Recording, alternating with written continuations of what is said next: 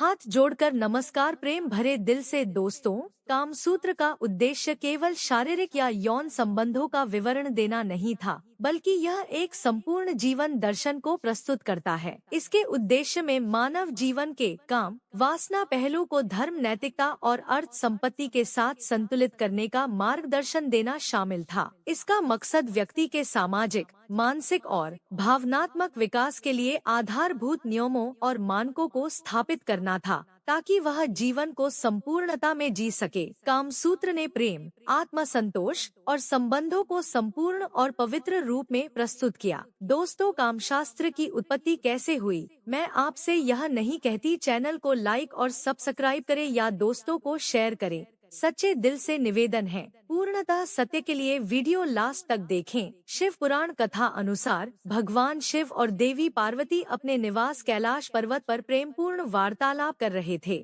दोनों का यह प्रेममय संवाद गहरे अर्थ और आत्मीयता से भरा हुआ था, जिसमें प्रेम, सौंदर्य, आकर्षण और संबंधों के बारे में गूढ़ बातें सामने आ रही थी।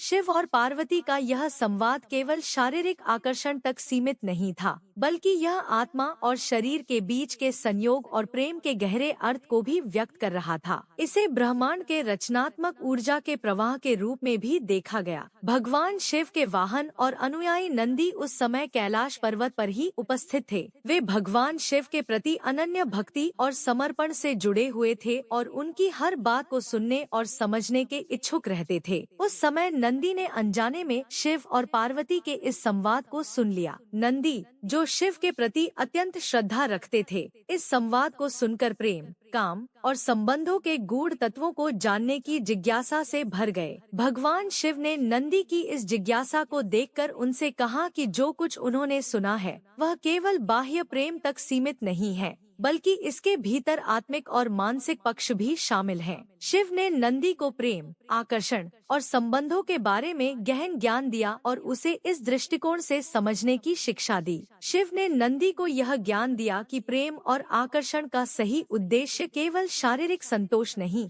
बल्कि आत्मिक शांति और संतुलन प्राप्त करना है। इस प्रकार शिव ने नंदी को प्रेम और काम का ज्ञान इस तरह से समझाया कि यह जीवन के 4 प्रमुख पुरुषार्थों में से एक है, जो धर्म, अर्थ और मोक्ष के साथ संतुलित होना चाहिए। नंदी ने इसे गहराई से समझा और इसे आगे प्रसारित करने की ठानी। यह ज्ञान केवल मानव जीवन को पवित्र बनाने के लिए नहीं था, बल्कि यह उस ज्ञान का प्रतीक था जो ब्रह्मांड की रचनात्मक शक्ति को व्यक्त करता है। नंदी ने शिव से प्राप्त इस ज्ञान को संजोया और इसे अन्य ऋषियों और मुनियों को प्रदान किया। नंदी ने इसे एक व्यवस्थित रूप में प्रस्तुत किया ताकि लोग इसे अपने जीवन में आत्मसात कर सकें और अपने संबंधों में एक संतुलन और आत्मीयता स्थापित कर सकें। उनके द्वारा दिए गए इस ज्ञान ने कामशास्त्र के रूप में प्रतिष्ठा प्राप्त की और आगे चलकर यह ज्ञान अलग अलग रूपों में प्रस्तुत किया जाने लगा। महर्षि वात्स्यायन ने नंदी द्वारा प्रदान किए गए इस ज्ञान को एक व्यवस्थित रूप में संकलित किया और इसे कामसूत्र नामक ग्रंथ के रूप में प्रस्तुत किया। वात्स्यायन ने इसे समाज के विभिन्न स्तरों के लोगों के लिए लिखा ताकि लोग अपनी काम इच्छाओं को समझ सकें और उन्हें नियंत्रित और संतुलित रूप में जी सकें। इस प्रकार कामसूत्र केवल शारीरिक आकर्षण का ज्ञान नहीं, बल्कि एक संपूर्ण जीवन दर्शन के रूप में सामने आया। नंदी से शिव द्वारा प्राप्त कामशास्त्र का ज्ञान केवल यौन शिक्षा तक सीमित नहीं रहा, बल्कि इसे व्यक्ति के मानसिक, शारीरिक और आत्मिक विकास के लिए एक संपूर्ण मार्गदर्शन के रूप में देखा गया। इसके माध्यम से लोगों को यह समझाया गया कि प्रेम और काम को कैसे संतुलित रूप में जिया जाए और इसे जीवन में कैसे आत्मिक और सामाजिक प्रगति के साधन के रूप में अपनाया जाए। इस कथा में प्रेम को आध्यात्मिक दृष्टिकोण से देखने का भी महत्व है। शिव और पार्वती का प्रेम केवल भौतिक नहीं, बल्कि आध्यात्मिक है, जो आत्मा की गहराइयों को स्पर्श करता है। नंदी ने इस ज्ञान को अपनाकर इसे प्रेम और आत्मिक उन्नति के माध्यम के रूप में देखा। अतः नंदी द्वारा कामशास्त्र का ज्ञान प्रदान किया गया और महर्षि वात्स्यायन द्वारा इसे कामसूत्र के रूप में संकलित किया गया। इसका उद्देश्य समाज में एक संतुलित, पवित्र और आत्मिक प्रेम को स्थापित करना था। कामसूत्र की उत्पत्ति का आधार वैदिक साहित्य और शास्त्रों की शिक्षाओं में निहित है। वैदिक काल में 4 पुरुषार्थों धर्म, अर्थ, काम और मोक्ष को मानव जीवन के प्रमुख स्तंभ माना गया। इनमें से काम का स्थान जीवन के सुख और संतोष से संबंधित था। ऋषि मुनियों ने काम को केवल एक शारीरिक क्रिया के रूप में नहीं बल्कि एक मानसिक और आध्यात्मिक अनुभव के रूप में परिभाषित किया। कामसूत्र का जन्म इन्हीं आदर्शों से हुआ, जिसमें काम को एक पवित्र और नियंत्रित रूप में देखा गया। कामसूत्र की रचना महर्षि वात्स्यायन ने गुप्त साम्राज्य 4वीं से 5वीं शताब्दी के दौरान की थी। वे एक विद्वान और आचार्य थे, जिन्होंने कामशास्त्र के विभिन्न पक्षों का अध्ययन किया और उसे एक व्यवस्थित रूप में प्रस्तुत किया। वात्स्यायन का कहना था कि कामसूत्र का उद्देश्य केवल शारीरिक संबंधों की व्याख्या करना नहीं,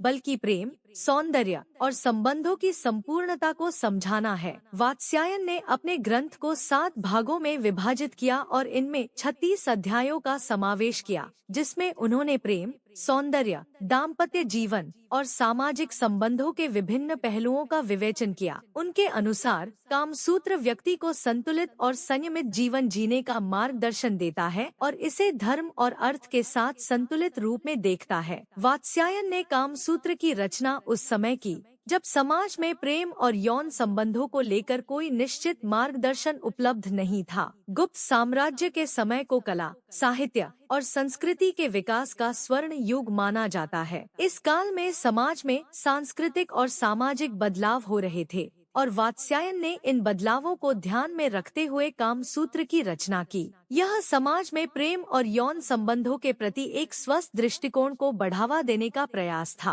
कामसूत्र की उत्पत्ति के बाद विभिन्न कालों में इसके कई संस्करण और भाष्य बने। इस ग्रंथ का प्रभाव मध्यकालीन भारत में भी रहा, जहां इसे संस्कृत साहित्य के महत्वपूर्ण ग्रंथों में स्थान मिला। बाद में कई अन्य संस्कृत ग्रंथों ने भी इसके सिद्धांतों को अपनाया और इसे अपने समय के अनुकूल बनाया। कामसूत्र का अध्ययन केवल भारत तक ही सीमित नहीं रहा। 19वीं शताब्दी में सर रिचर्ड फ्रांसिस बर्टन नामक अंग्रेज विद्वान ने इसे अंग्रेजी में अनुवादित किया, जिससे यह पश्चिमी जगत में भी चर्चा का विषय बन गया। इसके बाद कामसूत्र की लोकप्रियता अंतर्राष्ट्रीय स्तर पर बढ़ी और इसे केवल यौन शिक्षा के रूप में ही नहीं बल्कि प्रेम और संबंधों के गूढ़ रहस्यों को समझाने वाले ग्रंथ के रूप में भी देखा जाने लगा। कामसूत्र की उत्पत्ति और इसके पीछे के उद्देश्य यह दर्शाते हैं कि इसे मानव जीवन के एक महत्वपूर्ण अंग के रूप में देखा गया। वात्स्यायन ने कामसूत्र को केवल काम के क्षेत्र तक सीमित नहीं रखा, बल्कि इसे एक संपूर्ण जीवन जीने की कला के रूप में प्रस्तुत किया। कामसूत्र का अध्ययन प्राचीन भारतीय साहित्य के अध्ययन का ही नहीं बल्कि विश्व सभ्यता में संबंधों और प्रेम के गूढ़ रहस्यों को समझने का एक अद्वितीय मार्ग बन गया। यह एक ऐसा ग्रंथ है जो न केवल शारीरिक संबंधों के विषय में ज्ञान प्रदान करता है, बल्कि प्रेम, सौंदर्य और मानवीय भावनाओं के गहरे अर्थों का भी प्रतिनिधित्व करता है। 19वीं शताब्दी का भारत ब्रिटिश उपनिवेश का हिस्सा था, जहां पश्चिमी विद्वानों की भारतीय संस्कृति और साहित्य के प्रति रुचि बढ़ने लगी थी। इस समय वे भारतीय साहित्य, दर्शन और धार्मिक ग्रंथों के बारे में जानने को उत्सुक थे। इसी समय कामसूत्र जैसी प्राचीन कृतियां भी पश्चिमी विद्वानों का ध्यान आकर्षित करने लगी, परंतु इसे पढ़ना और अनुवाद करना एक चुनौतीपूर्ण कार्य था। इसकी जटिल भाषा, संस्कृत के प्रतीकात्मक प्रयोग और शास्त्रों में व्याप्त गूढ़ रहस्यों ने इसे समझना कठिन बना दिया। यह उस समय की बात है जब सर रिचर्ड फ्रांसिस बर्टन, जो कि एक ब्रिटिश अन्वेषक, अनुवादक और विद्वान थे, उन्होंने इस प्राचीन ग्रंथ को समझने और उसे अंग्रेजी में अनुवादित करने का साहसी निर्णय लिया। बर्टन का जीवन एक साहसी और अनूठे अन्वेषक का था, जिन्होंने भारत में कई वर्षों तक सेवा की थी और भारतीय भाषा, संस्कृति और धर्म का अध्ययन किया था। बर्टन का कामसूत्र के प्रति आकर्षण केवल इसकी यौन शिक्षाओं के कारण नहीं था, बल्कि इसके पीछे के मनोवैज्ञानिक और आध्यात्मिक पहलुओं के कारण था। कामसूत्र का अनुवाद करना उस समय ब्रिटिश समाज में बहुत ही जोखिम भरा कार्य था। उस समय ब्रिटिश समाज में खुले तौर पर यौन विषयों पर चर्चा करना वर्जित माना जाता था। बर्टन ने इस अनुवाद को संपन्न करने के लिए गुप्त रूप से काम किया और इसे सीमित मात्रा में प्रकाशित किया ताकि समाज में अत्यधिक विवाद न हो। इसके बावजूद बर्टन ने कामसूत्र के साथ न्याय करने का प्रयास किया। इसे केवल एक यौन शिक्षा ग्रंथ के रूप में नहीं बल्कि प्रेम और संबंधों की गहनता को समझने वाले ग्रंथ के रूप में प्रस्तुत किया। बर्टन का अनुवाद प्रकाशित होते ही पश्चिमी समाज में कामसूत्र चर्चा का विषय बन गया। जहां एक ओर इसे यौन संबंधों के ज्ञान का प्राचीन स्रोत माना गया, वहीं दूसरी ओर इसने प्रेम और मानवीय संबंधों के मनोवैज्ञानिक पहलुओं को भी उजागर किया। लोगों ने इसे केवल एक यौन शिक्षा ग्रंथ के रूप में ही नहीं, बल्कि एक ऐसे ग्रंथ के रूप में देखना शुरू किया जो जीवन में प्रेम, आकर्षण और संबंधों के संतुलन को समझाने में सहायता करता है। कामसूत्र के पश्चिम में प्रसार के बाद कई लेखक, चित्रकार और मनोवैज्ञानिक इसके गूढ़ ज्ञान से प्रभावित हुए। इसका प्रभाव केवल साहित्य तक ही सीमित नहीं रहा, बल्कि यह कला, संगीत और फिल्म उद्योग में भी अपनी छाप छोड़ने लगा। पश्चिमी कलाकारों ने कामसूत्र के सिद्धांतों को अपने कार्यों में सम्मिलित करना शुरू कर दिया और मनोविज्ञान में भी इसे संबंधों और भावनाओं के अध्ययन के एक साधन के रूप में अपनाया गया। कामसूत्र ने पश्चिमी जगत को एक नई दृष्टि प्रदान की, जहां यौन संबंधों को केवल एक शारीरिक कार्य नहीं, बल्कि एक आत्मिक संबंध के रूप में देखा जाने लगा। बर्टन के अनुवाद के माध्यम से पश्चिमी समाज ने कामसूत्र में निहित उस दर्शन को भी समझा जो संबंधों को आत्मा और शरीर के बीच का सामंजस्य बनाता है। इसे जीवन में प्रेम के एक पवित्र और संतुलित रूप की प्राप्ति का मार्ग माना गया। कामसूत्र का पश्चिम में प्रसार विवादों से भी अछूता नहीं रहा। समाज के रूढ़िवादी वर्ग ने इसे पश्चिमी संस्कृति के लिए अपमानजनक माना और इसके अनुवाद और प्रकाशन पर भी प्रश्न उठाए गए। लेकिन इन आलोचनाओं के बावजूद कामसूत्र का ज्ञान धीरे धीरे स्वीकार किया गया और इसे एक आध्यात्मिक और सांस्कृतिक धरोहर के रूप में देखा जाने लगा। समय के साथ कामसूत्र ने वैश्विक स्तर पर प्रसिद्धि प्राप्त की और विभिन्न संस्कृतियों में इसके सिद्धांतों को अपनाया जाने लगा। इसे केवल यौन क्रिया के रूप में ही नहीं, बल्कि मानवीय भावनाओं, आत्म संतुलन और आत्मिक संबंधों के ज्ञान के रूप में समझा जाने लगा। इसके सिद्धांत अब संबंधों को स्वस्थ और सकारात्मक रूप में जीने का मार्गदर्शन